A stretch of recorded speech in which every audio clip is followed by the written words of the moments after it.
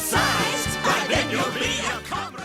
It all started because I was desperate. My last job had laid off half the staff, and I was on the chopping block. Rent was due, my student loans were looming, and the for hire sign in the window of the Chuck E. Cheese on Maple Avenue felt like a sign from God. The place looked tired.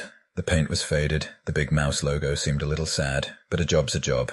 The manager, Dave, was a man who looked like he'd been drained of all joy. He had this permanent 1,000-yard stare. The interview was less of an interview and more of a warning. He asked if I had a strong stomach, and if I was good at following instructions to the letter. I figured he meant dealing with kids' vomit and not stealing pizza. I said yes. He hired me on the spot for the weekend party host position. As I was leaving, he handed me a single, laminated card. It was warm, like it had been in his pocket.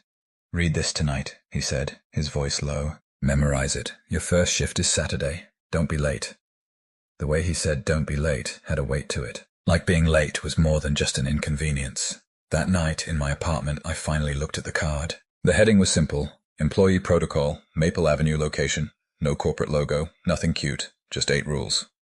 Rule 1. The Chuck E. Cheese animatronic band is to be activated via the main power switch behind the stage at 10:05 a.m. precisely. It is to be deactivated at 8:55 p.m. precisely, using the same switch. The band must never be active when the building is closed. If you hear music after hours, do not investigate. Lock yourself in the manager's office. The door has a deadbolt. Do not open it until you hear the morning cleaning crew arrive. Not before. The precisely was underlined. And the part about locking myself in the office, that wasn't normal.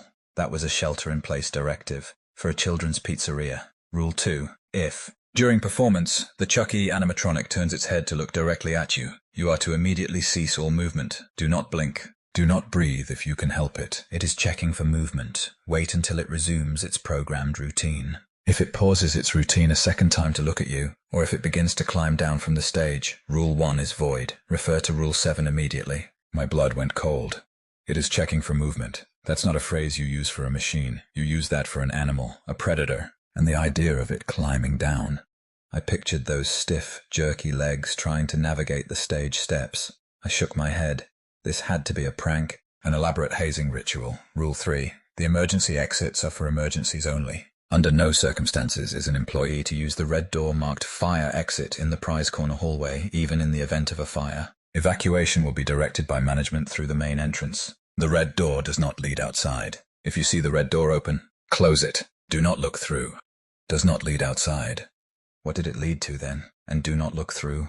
My mind raced with possibilities, all of them bad. Rule 4. The prize counter must be fully stocked with at least one of every item by the end of each night. Specifically, the Wandering Pirate plush toy must never be out of stock. If it is missing, you are to check the ball pit. If you find it there, retrieve it, clean it, and return it to the shelf. Do this quickly. Do not look at the ball pit for longer than necessary. If the plush is damp, this is normal. If it is wet and smells strongly of salt or stagnant water, place it in the metal lockbox under the counter and inform management. Do not touch it with your bare hands. The Wandering Pirate. Why did it wander? Why the ball pit? And the salt water? We were miles from the ocean. This rule felt like it belonged to a different story altogether.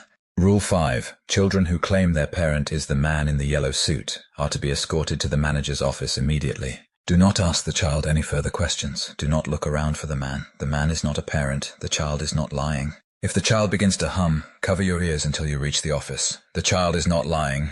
That sentence was like a punch. It confirmed everything. This wasn't a prank. This was a manual for dealing with something real, something the management knew about. Rule 6. The security cameras are for your safety. However, if you observe a tall, thin figure standing motionless in the game room on the feed labeled Ski Ball West, you are to ignore it. Do not investigate. The figure is a known camera glitch. If the figure is no longer motionless, or if it appears on a second camera feed, proceed to the staff bathroom and enact Rule 7, a glitch that can move, of course. Rule 7. If the music from the band stage changes to a slow, off-key rendition of Joy to the World, regardless of the season, or if Rule 2 has been voided, proceed to the nearest staff bathroom. Lock the door. Sit on the floor with your back to the door. Set a timer for 5 minutes. Do not open the door. Do not look through the crack under the door, and do not answer any voices you may hear. Even if they sound familiar, the music will stop when it is safe. The specificity was terrifying. It anticipated fear. It anticipated temptation. Rule 8. You may hear knocking from the interior of the Chuck E. Cheese costume. This is normal. It is a combination of air pressure and the suit's mechanics. Under no circumstances are you to unzip or otherwise open the costume's headpiece once it has been put on. The knocking is a request. Do not answer it. If the knocking becomes a frantic pounding, abandon the costume where it is and enact Rule 7.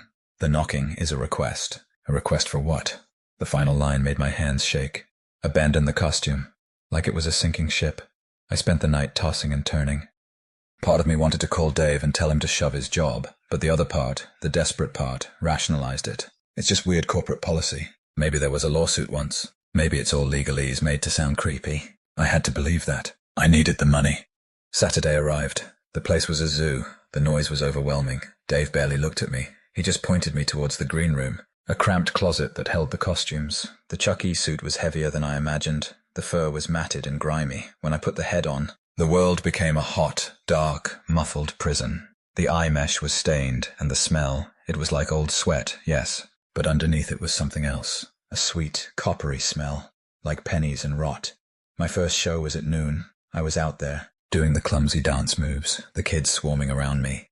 It was during the second song that I made the mistake of looking towards the stage. The animatronic Chuck E. was in the middle of its guitar solo. Its head was supposed to be nodding to the beat, but it had stopped. Its entire body was still, and its head was turned. Those giant, glassy eyes were fixed directly on me.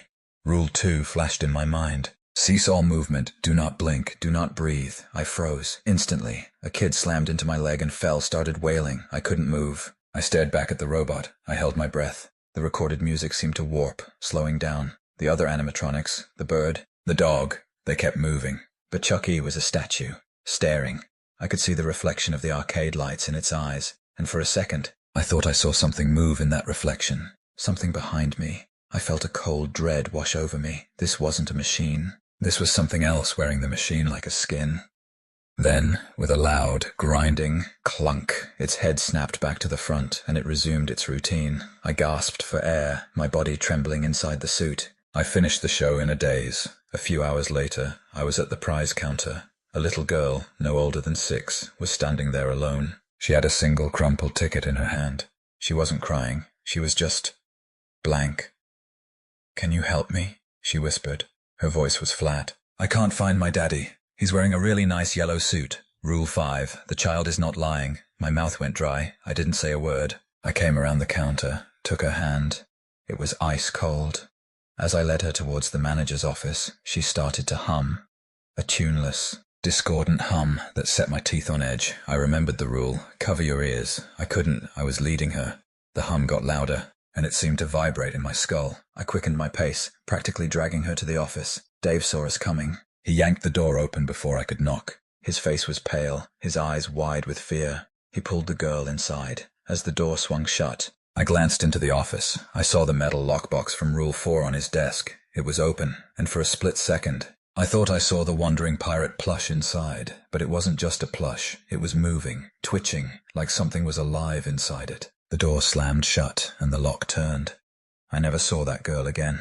The rest of the day was a blur of anxiety. Every time I looked at the security monitor, my eyes were drawn to the skee-ball west feed. The figure was there, every time. A tall, blurry shape, standing perfectly still in the corner, watching. Finally, it was 8:50, closing time. The last family left. The silence that descended was heavy, oppressive. My final task was to shut down the band. 8:55. Precisely. Hector, the janitor, was mopping the floor near the entrance. He was an older guy, didn't say much. He gave me a nod as I walked towards the stage. The animatronics were still performing their last song to an empty room. It was eerie. Their cheerful movements seemed false, sinister. I stepped behind the heavy curtain onto the stage platform. The back of the robots were a tangled mess of wires and dusty metal. The main power switch was a large industrial lever on the wall. I watched the clock on my phone. 8:54. 8:55. I pulled the lever down. The music died instantly. The whirring and clicking of the mechanisms ceased. The silence was absolute. And then, from the costume closet across the dining room, I heard it. Knock, knock, knock. It was clear, deliberate, not a random sound. A request. My blood ran cold. Rule 8. I looked at Hector. He'd stopped mopping. He was staring towards the closet, his face grim. He looked at me, and for the first time he spoke. His voice was a dry rasp. "Don't." That was all he said. Then he went back to mopping, faster now, like he wanted to be done. I was about to head towards the front to clock out when I saw it on the security monitor. The skee-ball west feed. The figure was no longer motionless. It was turning, slowly. Its head was rotating towards the camera, and on the feed next to it, the prize corner feed, the same tall, thin figure was now standing there too. It had moved. Rule 6. If it appears on a second camera feed, enact Rule 7. I started to back away towards the bathrooms, and that's when the music started again. It came from the dark, powered-down stage, a slow, grinding, metallic version of Joy to the World. The notes were stretched and distorted, like the machinery was tearing itself apart to produce them. And underneath the music, a voice, a wet, guttural whisper, rasping along with the tune. I didn't wait.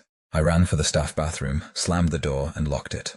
I slid down to the floor, my back against the door, and fumbled with my phone to set a timer. 5 minutes. The music outside grew louder. The whispering voice became clearer. It wasn't singing words. It was just sounds. Hungry, desperate sounds. I heard the knocking from the costume closet again, but it was faster now. Bang, bang, bang. A frantic pounding. Then a new sound. A shuffling. A slow, dragging footstep across the tile floor. It stopped right outside the bathroom door. I could feel a presence on the other side. The smell hit me first. That same sweet, coppery odor from the costume, but 100 times stronger. It was the smell of old blood and decay. A voice spoke. It was low, and it sounded like it was made of gravel and broken glass. It didn't whisper. It spoke directly through the door. I know you're in there. It was Dave's voice, but it was wrong. It was layered with something else, something ancient and cruel. The door is locked, the thing using Dave's voice said. That's good. You follow the rules, but the night is long, and the rules change after midnight. I squeezed my eyes shut, pressing my hands over my ears. I could still hear it. Let me in, it rasped. It's so much easier if you just let me in. I looked at my phone. 3 minutes left. The timer felt like it was moving backwards. Then, a different sound. A soft, childlike crying. Help me, help. A little girl's voice sobbed from the hallway. The man in the yellow suit. He's here. Please let me in. He's coming. It was the girl from earlier. I knew it wasn't her. Rule 7 warned about this. Do not answer any voices, even if they sound familiar. I stayed silent, trembling. The thing outside the door let out a low, frustrated growl. The imitation dropped, and the voice returned to that horrific, grinding rasp. Fine, stay in your little box, but he's hungry, and he likes it when you run. I heard the shuffling footsteps move away. The music stopped. The knocking stopped. My timer went off. A cheerful little chime that felt obscene in the silence. I waited. I counted to 100. Nothing. Slowly, I unlocked the door and pushed it open. The hallway was empty. The dining room was dark and silent. The stage was dark. There was no sign of Hector. No sign of Dave. I had to get out. The front door was locked from the inside, but the panic bar would open it. As I passed the prize counter, I saw it. The red fire exit door at the end of the hall was wide open, and from it, I could hear the faint sound of waves, ocean waves, and that same soft, dragging shuffle. I didn't look. I ran to the front door, slammed the panic bar, and burst out into the cool night air. I never went back. I called Dave the next morning to quit. His voicemail was full. I drove by a week later. The place was closed. A sign on the door read closed for plumbing issues. That was 3 months ago. The sign is still there. The building is dark. I got a job at a call center. It's awful. But the only rules are about call times and customer service. I should feel safe, but I don't. Because the rules, they don't just apply to the building. I think they apply to anyone who's read them. Who knows? The other night, I was taking out the trash. The lid on the dumpster was stuck. I banged on it 3 times to loosen it. Knock, knock, knock. And from inside my dark, empty apartment, I heard a response. A faint but unmistakable sound from the hallway closet. A soft, metallic click. And then the slow, grinding start of a music box, playing a horribly familiar off-key tune.